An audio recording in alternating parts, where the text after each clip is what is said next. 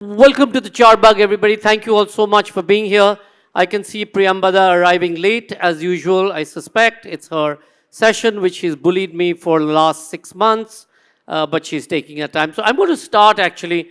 Has anybody read Manu Joseph's Why the Poor Don't Kill Us? Fabulous. Manu, do you want to unpack this and tell us why they don't kill us? Because you've talked about the inequality and inequity, but you've also talked about how in this inequality and inequity, they tend to be more envious of each other at each point. Yeah.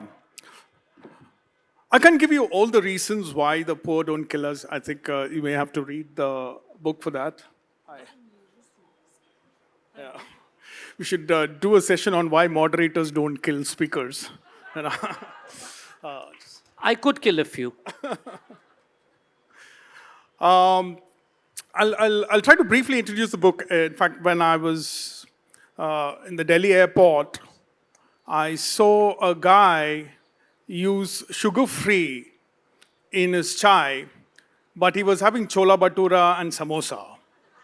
So I was thinking, what did he think was samosa and chola bhatura, right? And sometimes I feel India is a bit like that, in the sense that, for example, what I find most poignant about people is that they really want to live, and you will never guess that from how they eat. And India also, the way it kills us just when we cross the road, you would think that it really doesn't care about us. But India also saves us. I mean, if you remember, during COVID, India did everything it could to save us, and I was deeply moved. It also sent thuggish cops to beat us up in case we strayed on the road. And in fact, India made its own vaccine, which is probably not a vaccine, God knows. But it really does not. If you want to die, India won't let you die, right? So India is one of the surprising reasons why the poor don't kill us. Many of us here, we don't need India. We don't realize how important the government is for a lot of people. So that is one of the reasons, and the book deals with some reasons which are obvious and some which are not obvious. The obvious reason is something like hope. There was a time when I thought that the phone spam industry has been taken over by a subcaste called Desai, because it was Meghna Desai who was calling me from some bank, or Arjun Desai. Then I realized that they were saying this side, I'm Meghna this side, and I thought, what a remarkable coincidence, I'm Manu on the other side of the phone. So what is happening is, English has become the dialect of whatever your mother tongue is. So English is the hope. Like earlier, only Malayalis used to speak all languages in Malayalam. Now, all Indians speak English in their mother tongue. And English is an example of hope, that they feel that they can do something and get somewhere, and so on. These are among the obvious reasons. And I'll Manu, take too long. One of your fascinations, you were talking about samosas, etc. One of your fascinations is to see Indians at the morning buffet or the lunch buffet and checking if they're wearing underwear or not. Yeah. You make me look creepy, Sanjoy, but so I have to explain the anthropological reasons behind why I look at the asses of people, especially in the breakfast buffet, like where I am right now. As I say, 25 years ago, if you went to a 5-star buffet, people looked kind of beautiful, the kind of people whom Karan Johar would cast. Now they look like people whom Anurag Kashyap would cast, which is the meaning of equality. All kinds of people can do all kinds of things. So I feel when the revolution begins, it's going to be in a 5-star buffet.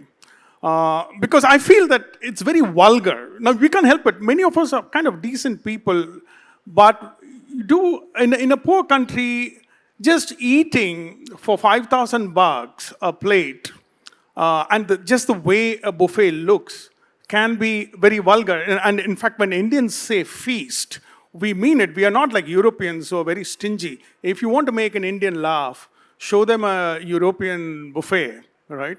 So we are lavish, and I'm saying that these people who are working in the hotels, they're not from the big cities anymore. They are because India's prospered so much that hotels can't afford the kind of people to do shit jobs they could even 10 years ago.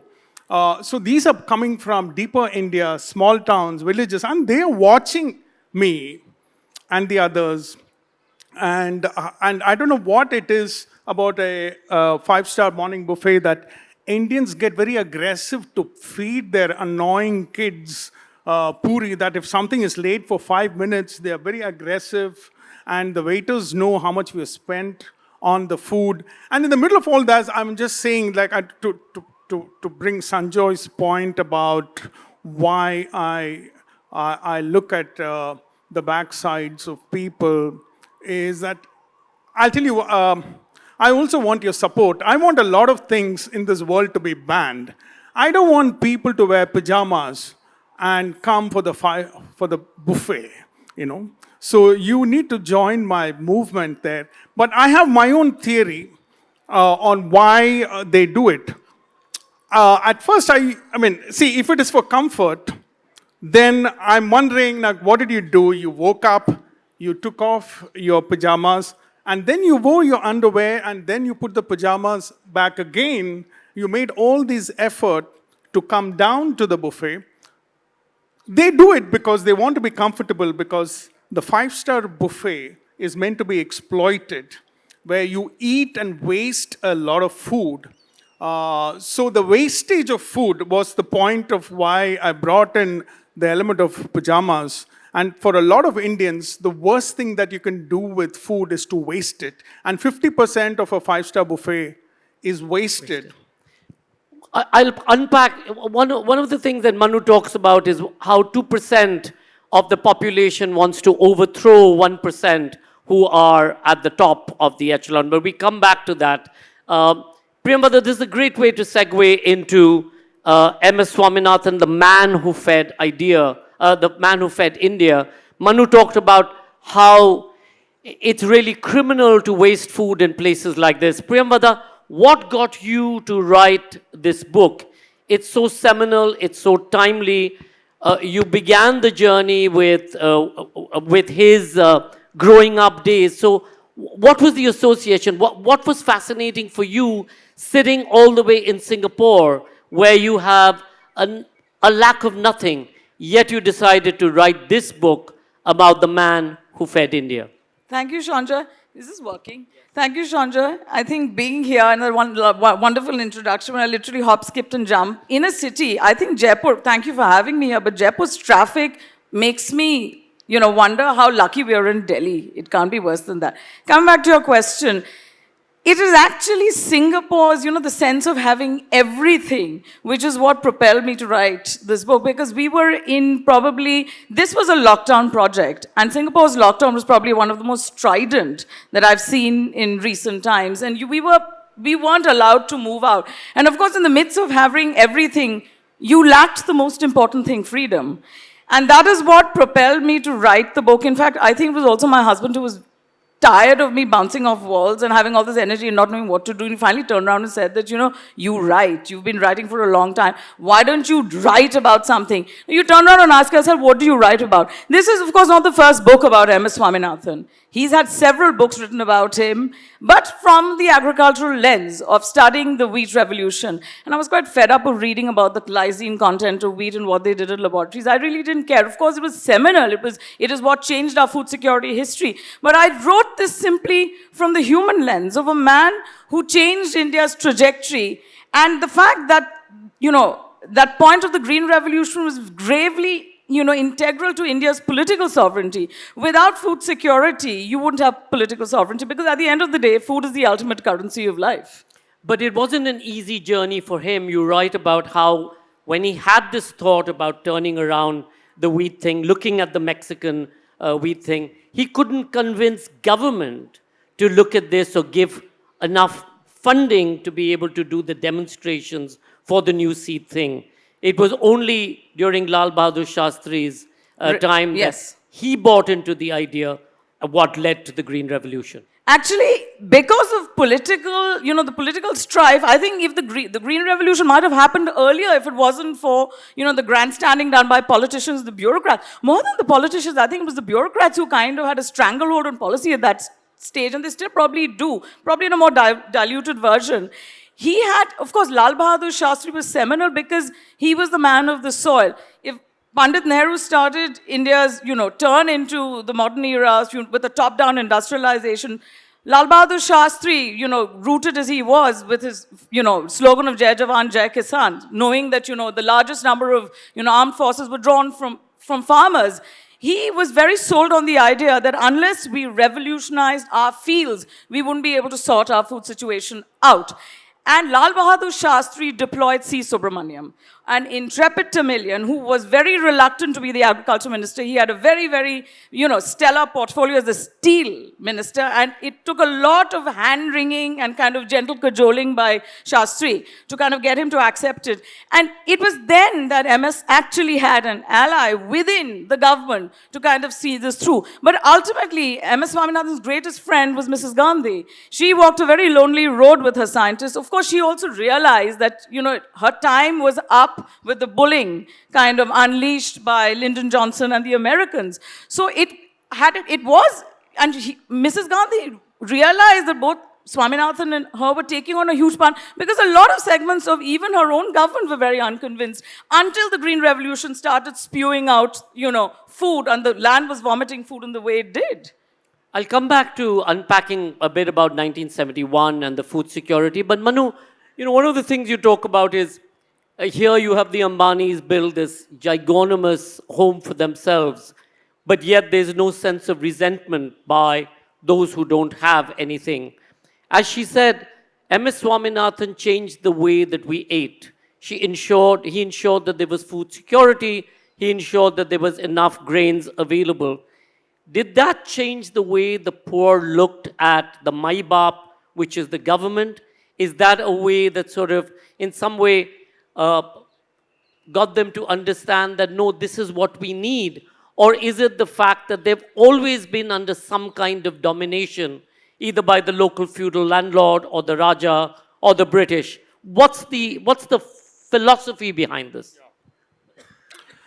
The thing about Ambani's 20-story house in Bombay, most of the poor, they don't have that much of a problem with it. The millionaires have the biggest problem with billionaires. I read an essay by Arundhati Roy where she actually looks at Ambani's house and she comments on how vulgar it is and, in a poor country. But Arundhati Roy lives in Jorbag. So that is a 25 crore house. So 25 crore house is not inequality, but a $1 billion house is inequality. This debate is framed by millionaires. What is going on in this world is that there is a battle between millionaires and billionaires for which they are recruiting suckers. My only purpose as a writer, as a journalist and a columnist is don't be that sucker. Unless it's useful to you, you back whoever is useful to you. Now, the way the millionaires are framed, and millionaires are all novelists, journalists, editors, intellectuals, they're all asset millionaires or even metaphorical millionaires, and all the good people. The beautiful people are all millionaires and they're very irritated by billionaires. And it is that battle which I find fascinating. And so when we speak of revolution, the millionaires have framed it as though the poor people get very angry suddenly and they run out of their houses with this object called a pitchfork, which, by the way, I've never seen in India. It's very posh. But revolution does not happen like that. Revolution, including the French Revolution, is always when the aristocrat class wants to screw other aristocrats or the royalty. And that is exactly what is happening even today. It is the battle of the second rung versus the top rung. Revolution happens when the top 2% goes to battle with the top 1%. And the poor people, for them, it's all the same. You think a poor person knows the difference between Ambani's Maybach and a Skoda. He doesn't. In fact, when I wrote it as a column, one of the editors was offended because he has a Skoda. But I'm saying it all metaphorically, you know. I'm not saying you're lowbrow because you don't have a Maybach. But I'm saying that wealth is not a spectrum for the poor. And here is the interesting part. When we speak of inequality, the millionaires are a bigger problem for the lower middle class because you consider everything that the poor and the lower middle class do. They apply to colleges, they want to get into sports teams, they want government jobs, they want to do well in life. Millionaires compete in all these things. Billionaires, they're in a different circuit. They're not applying for government jobs. They're not writing IIT entrance exams. They don't want to be actors. They don't want to make films. They're busy trying to live long because they're enjoying the party so much. They're investing in longevity and all that kind of stuff. You will not guess that from looking at the shape of Indian billionaires. But that is the general trend of billionaires. They're in a different circuit. They're trying to run government, destroy the world. So millionaires are actually in competition with the lower middle class and the poor. So they are a bigger problem when we speak of inequality. Don't let them fool you with beautiful essays. They are the biggest beneficiaries of inequality. And the problem with inequality and why it is different from social justice, to me, social justice is the path we need to take because inequality has beneficiaries. But the absence of social justice has no beneficiaries. Social justice is simply saying that everybody needs to have a decent life, should have a certain quality of home, should commute in a certain way. Its absence is not going to benefit anybody. While equality, my friends, everybody wants equality. Equality is not a beautiful thing. Equality is why half of you have to send your kids abroad because they have no chance to get into an Indian college. Equality is why your favorite Rahul Dravids and others can never make it to the Indian team again. The city boys have no chance.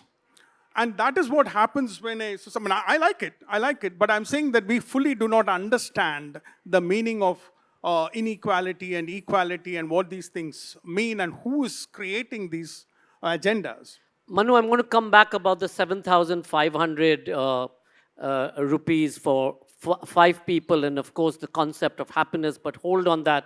Priyambada, he talked about revolution. This was a revolution that really was in the making, but it took every Sunday, MS Swaminathan had to go out into the fields every day to try and persuade the farmers to take the seeds that he had brought in. And they didn't do that till in Haryana, what happened? Till one intrepid farmer said, scratched his beard and turned around and told MS. MS was actually, let me give you a little background.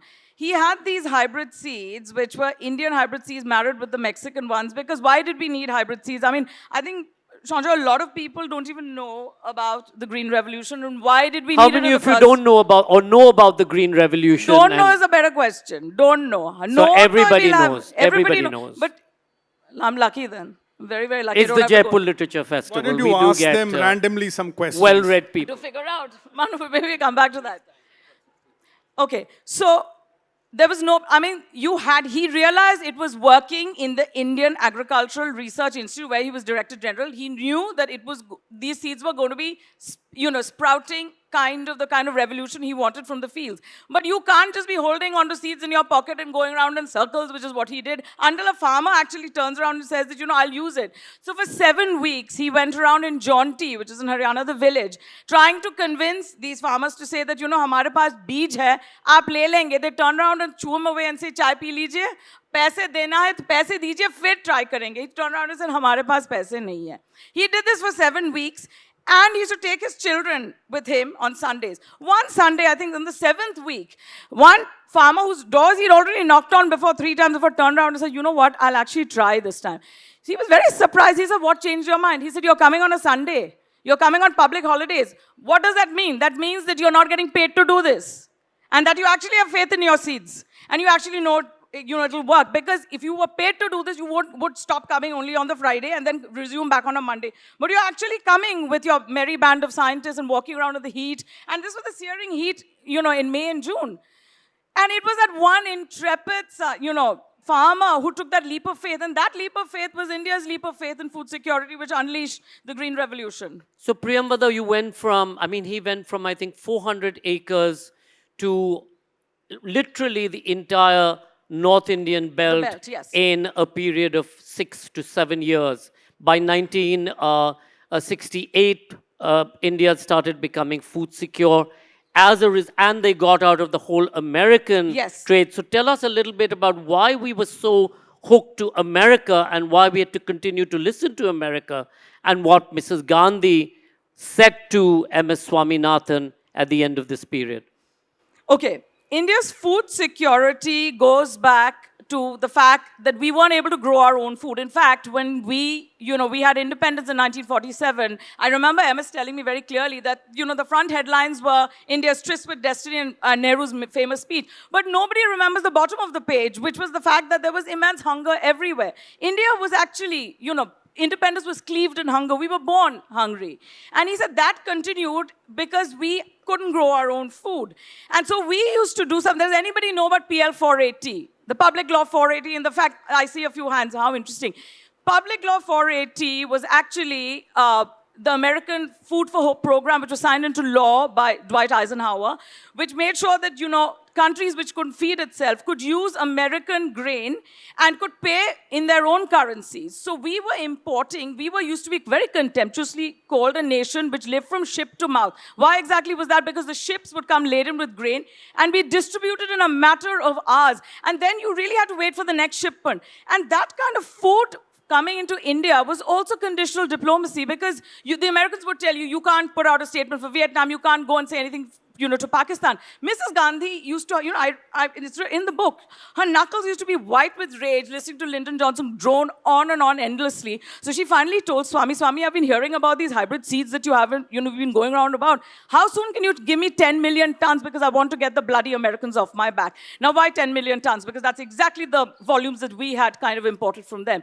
He says, you give me 2 years, but I need the kind of money. And at that stage, we didn't have money, and the government, and Mrs. Gandhi's own government, was against it simply because they said that, what if this doesn't work? You want 5 crores. The exchequer's not going to be able to give you that. You can build that, use that money for hospitals and schools. And what if this fund fails? So Mrs. Gandhi, at that stage, wrote a very long and lonely road with her scientists, and she's actually held her nerve and stuck to her guns. And that's exactly how this happened. And yes, by 1972, she turned around and told, at that time it was Richard Nixon, said that we don't need this food anymore, and we are food secure today. So that, the 1960s was actually also the most interesting time, because you were able to take a stand. The minute if you can grow your own food, you can actually call your own shots.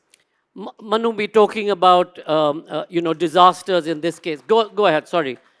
Talking about disasters, you pretty much in the beginning of the book talk about disasters yourself. You've given an example of Gujarat, and the fact that when a disaster like this happens, or a calamity happened, you talked about the earthquake, she's talking about famine.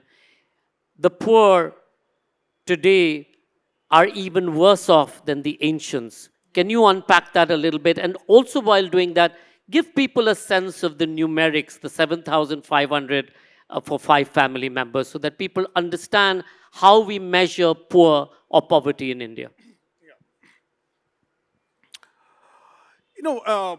When India was poor, in fact, I feel that when you're passing through bad luck, like say poverty or famine or hungry, it is better when everybody else is also in the same boat. So India's poverty had a different quality 40, 50 years ago, when everybody was poor. When I was, say, growing up in Madras, the boys from the slum, they were more sorted out because their entire community was poor, as opposed to this middle-class guy who suddenly lost his father and he had to pretend to be middle class. So I feel that when the whole community is poor, it is somehow better than the poverty today, when to be poor today to be surrounded by so much wealth is almost like being a bitter Twitter page trapped inside Instagram. You know, that's exactly how people are passing through. The poor are watching our good fortune, how we live, and they know what they don't have. Earlier, whole villages were poor. Famine was common. In fact, I spoke about the vulgarity of the buffet. In fact, vulgarity was official in India. If you were conducting a wedding not very long ago, there was a rule that you can't have more than 4 dishes, or you can't eat more than a certain quantity. You can't have more than a certain number of guests. I have no idea how Punjabis even got married. If you look at their weddings today, you know, maybe they called it by some other name, but we were not meant to be vulgar. So that's why I say that to be poor today, even though you may have things to wear and you have a mobile phone and all that kind of frills, it is worse than being poor in another time. I remember my grandfather was a proper farmer. That farmer you would see on the textbook with a plow, and he'll walk bare-chested. I don't think he ever thought that his life was difficult, because all of them were farmers. And this was life. They didn't say life was difficult, this was their life. But today, the urban poor, you know, who are the blinkered guys, you know, and all those people, they feel worse than the rural poor of another time, you know. So that's why I feel that the worst thing about poverty is that you're almost exactly like ancient people. What I mean by ancient people is all kinds of crazy things would happen to people in a certain time. Suddenly the children die and then they go to work. Things that we cannot imagine, the certain darkness, which is darkness for us, that happens to them even today, you know. Someone has a miscarriage and a maid just appears the next day, someone's child dies. So they are almost like ancient people, centuries old, trapped in a very modern time. To me, the definition of poverty itself is to be centuries behind your own society. And that is why it is worse, because we are living in a different century. And I think 70% of Indians are in a completely different century. In terms of poverty, MS Swaminathan was so aware, and he wanted to do everything to change his immediate lot. So when he was abroad, he used to look at the staff, he used to ensure that the local staff, because they had a completely different amount of salary from the international staff, and he started from there. Will you tell us a little bit about the humanity that he and his wife, Meena, sort of displayed to their own immediate staff and people, and what was the impact? I think, you know, when you talk about poverty and your own reaction to poverty actually has a lot to do with your own background as well. Because I think nature and nurture, I think these are the two forces which shape us and, kind of mold us into who we ultimately are. He grew up in a very egalitarian family. And, I've been asked this question a lot of times, is that, our founding fathers, actually a lot of them came from very privileged backgrounds. When I use the word privilege, I qualify it further by saying that the metrics of privilege today are very different from the metrics of privilege which our founding fathers had. Privilege those days was education. Privilege those days was the fact that, you were able to do, think beyond yourself. So MS came from a privileged background in the sense that, there was food to eat, he went to school. And even, I think his generation looked at the greatest investment were their degrees. Because he used to always tell me, that's the most non-depreciatory asset you have, more than anything else. So his own background, I think, fueled his sense of humanity. His father was a doctor. And this was in the 1920s and 30s I'm talking about. And he was the only doctor. He was an Austrian-trained surgeon who used to open his doors out to every Dalit in Kumbakonam, where he was born, much to the chagrin of the ruling priests over there. So much so that when MS lost his grandmother, the priest turned around and said that we're not going to do the last rites. He turned around and said, to hell with you. I don't care if you don't do the last rites. I'll do it myself. And then they were doubly irritated with him because he'd gone to Vienna for another degree and hadn't done the Shuddhikaran or whatever it is that you were supposed to do. So he grew up seeing Dalits break bread with his mother, his other siblings, his uncles and aunts. And that humanity carried throughout his life because that was the core of who he really was, a very humane individual. And he said that, for him, poverty was, what made him turn to the ground to say that, inequality begins with a simple plate of food and your access to it.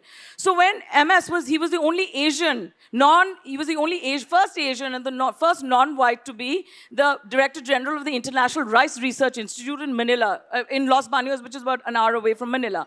And at that stage, of course, you had, a salary hierarchy. So the whites and, the Europeans would get a higher salary and the locals would get a lower salary. He actually changed that. He made sure that the salaries were standardized and access to privileges was standardized more than anything else. So that was the humanity that he carried. In fact, his wife and him actually even knew Tagalog, which is the local language, so that they felt that, it was easier for them to assimilate with, the people from the Philippines. And of course, it was a visiting faculty, so you had people from all other nationalities coming. But MSS's own philosophy was grounded in this kind of humanity in the sense that even today, I used to always ask him that, you hobnob with presidents and prime ministers and everybody, where are you most comfortable? He said, I'm always most comfortable sitting on the ground cross-legged and sharing a plate of food with all my farmers. I really feel that's where, he truly was. He was most at home with his own lot. Manu, are we in India comfortable with our inequality? Is it the idea of karma? I mean, why is it that we are just also cool about everything that we see around us, which is horrific? Yeah, I think we greatly enjoy our inequality if you're on the right side of it. Indian middle class, especially my right-wing friends, are always mumbling that we are subsidizing the poor. The way they make it look like my right-wing friends step out of the house and work very hard and earn a lot of money and they pay tax and this is all spent on the poor. That is the impression that they give. Actually, to a great extent, the poor subsidize us. You go to London, and one of the great suffering for all the young Indian students when they go to London is that they have to do all the housework. Suddenly, the princes and the princesses, they have to do the dusting. They even get to know what is dusting and or what is mopping the floor. For 5,000 rupees, you get someone who does everything. In fact, when I was writing the book, I had to open the door for a guy I booked online who would clean my toilet for 500 rupees for 2 hours with all the machines, of which he's going to get 350 rupees. And I don't have to bother about anything. So we are actually quite enjoying our inequality, and to be rich in a first world is not as much fun as to be rich in a third world country. In fact, I feel that one of the reasons Indians want, suddenly have you noticed that the Indian upper class is protesting for a better life. It has never happened before. I saw these placards in Delhi against air pollution, and some of the placards even had commas.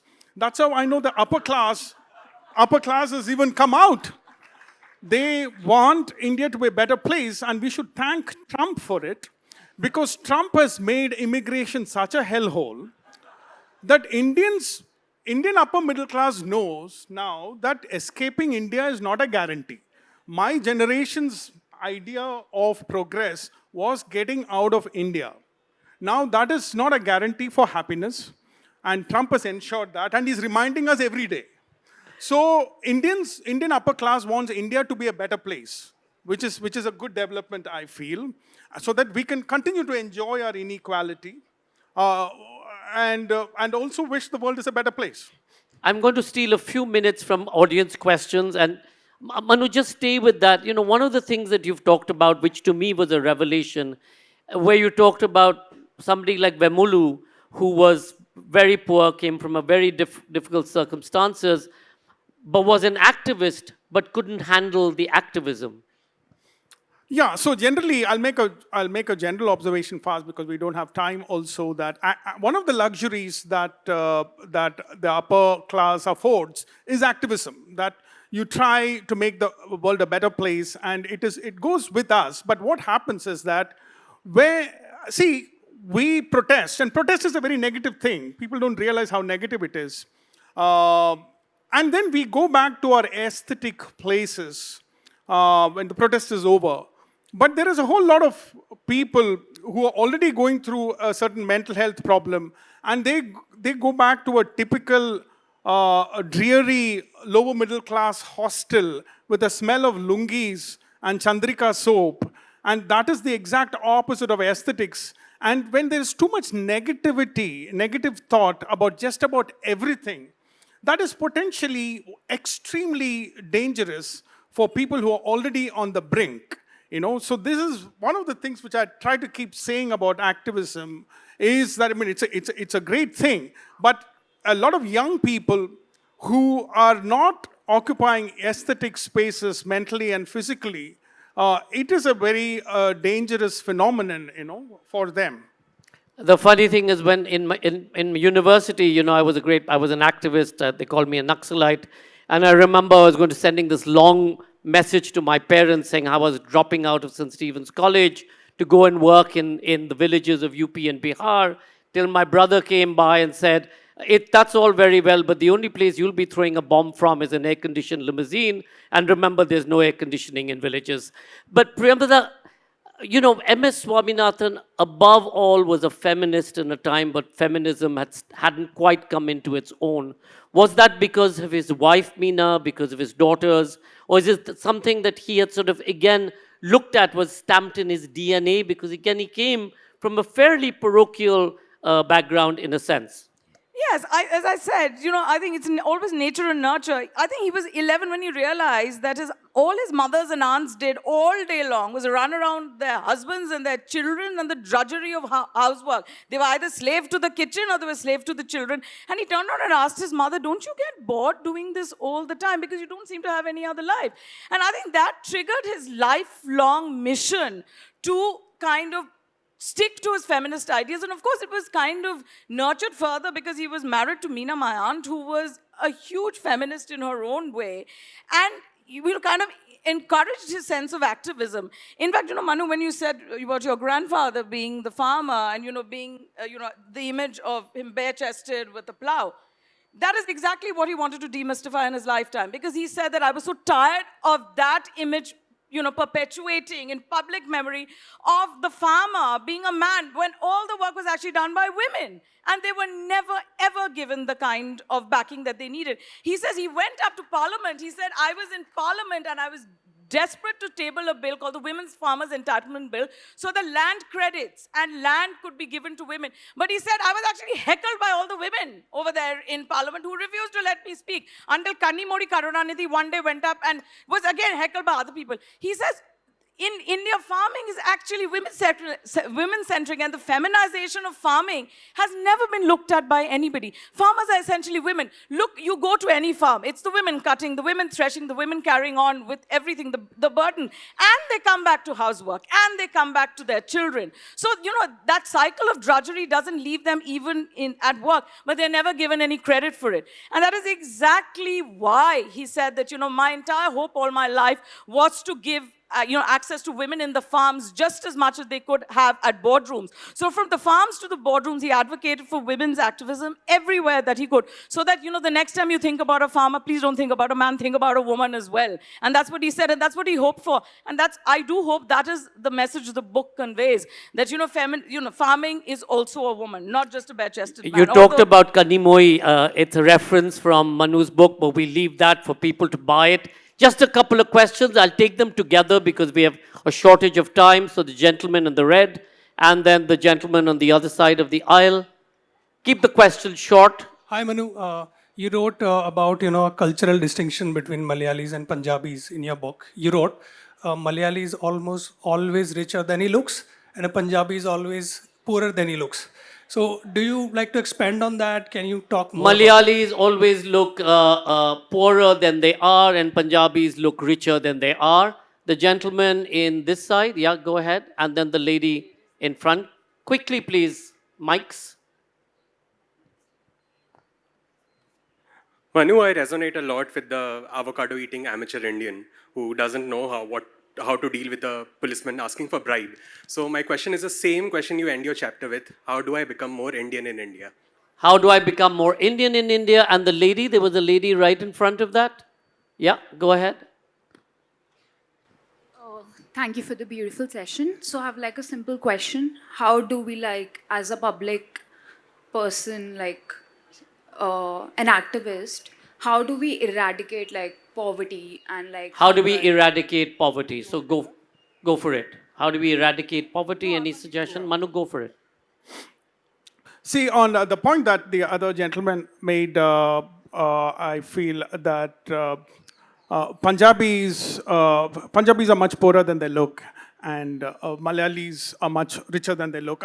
So that was in the context of the tactic of austerity. I was dealing with what it is to be rich in a poor country, and I noticed that a lot of very rich communities, like strangely, one community which is very similar to the rich Syrian Christians of Kerala is the Marwadi community, who are pawnbrokers. They were also very austere, because Jaipur, I mean, you would know that, I mean, maybe until recently, or even now, the older generation, they would pretend to be very middle class. They didn't like to show their wealth, because there is a theory that if you show your wealth, it is very unsafe in a poor country. And so that is the, and that is something we are losing right now, where we're becoming a more vulgar nation, where we believe in showing wealth. Though I have to state something which is not very obvious about vulgarity, which is that there is a good side to vulgarity also. A polite term for vulgarity is aspiration. You know, what is aspiration but a certain imitation of the vulgarity of a different class? One person's vulgarity is another person's aspiration, isn't it? Yeah, exactly. You know, so that is good. In fact, I see that in public infrastructure also. I feel that when you look at cable stay bridges and beautiful sea tunnels and everything, actually a lot of poor people don't like it. Anna Hazare movement, which was an anti-politician movement which the middle class thought it was all about them, they don't realize that the first 3 days, the people around Anna Hazare, what they were saying, they were protesting against roads and swanky airports for the rich. And so it was actually an anti-rich movement. So infrastructure can also be very vulgar. I don't know what it is about airport and Indian politicians. The whole country can look like a toilet, but the airport... And the metro, and the Delhi metro that you write about. Yeah, the Delhi metro still, it is efficient. It is not, they don't try to be luxurious. You know, the first thing everybody comments on the Bombay airport or Bangalore airport is that it does not look like India. You know, so I don't know But what isn't it is. that a good thing, Manu? That is good. That is good. You know, but And I'm Manu, saying, the last question why can't about the whole India, country how be do you like an become airport? how do you become more Indian, and how as an activist can you eradicate poverty if that's ever possible? Two different things. I feel that, I'm sorry, I may have to disappoint the young woman there. I basically feel generally, if you are mentally sound, I feel that you should sack yourself as a humanitarian, you know. I feel that you should stay away from this unless you know exactly what you're doing. I feel that I have sacked myself as a humanitarian. But if there is a certain emptiness and you want the sheer thrill and fulfillment of doing something directly, then that is a completely different issue. But I feel that in India is the proof that good has happened when people act in self-interest, when industries happen, when businesses happen, and not when essayists write beautiful essays sitting in their privileges about how everything is so horrible, you know. I feel that politicians, strangely, have done more for the eradication of poverty in self-interest. They're complete. I can't use some words to describe them in this polite setting, but even so, even in self-interest, they have probably done more good. So I feel that a young person in the 20s, go make money. You know, I feel that the indirect taxes, you know, and direct taxes contribute more, okay, than the activism which comes from a place of privilege. It is not a very popular view, especially in book festivals, but that's something which I strongly believe in. Just to close it out, Priyambada, you've done this fabulous biography going into MS Swaminathan. What's your next book? Is this going to be a one-book wonder? Are you going to be doing another biography, or is there something that you're thinking about which will be your own original work? Actually, I'm working on turning this into a film, and that's, what we're working on, because I don't think people, Sanjoy, the Jaipur Lit Fest is probably one of the seminal events of the literature festival of the world, but, we are at pains to kind of get people to read. Manu, do you think people read as much as they should? Well, they read me. Will they read you? So you think. Yes, there are sections which read and there are sections which don't, but people do watch films. Did they watch yours? Yeah. Decoupled? Okay. So people watch films. So the next installment is going to be turning this into a film. And yes, I've been asked to do a biography, a very interesting political biography, but I've been asked to keep mum about it because the person we're talking about is rather interesting. And I hope that, if we do get down to it, you will be able to uncover many other facets of somebody more interesting. Although MS, I think, was seminal, and I think we needed a book about him as a person and not about the lysine content of wheat. Manu Joseph, Priyambada Jayakumar, thank you so much. Thank you so much. Thank you for Both having me.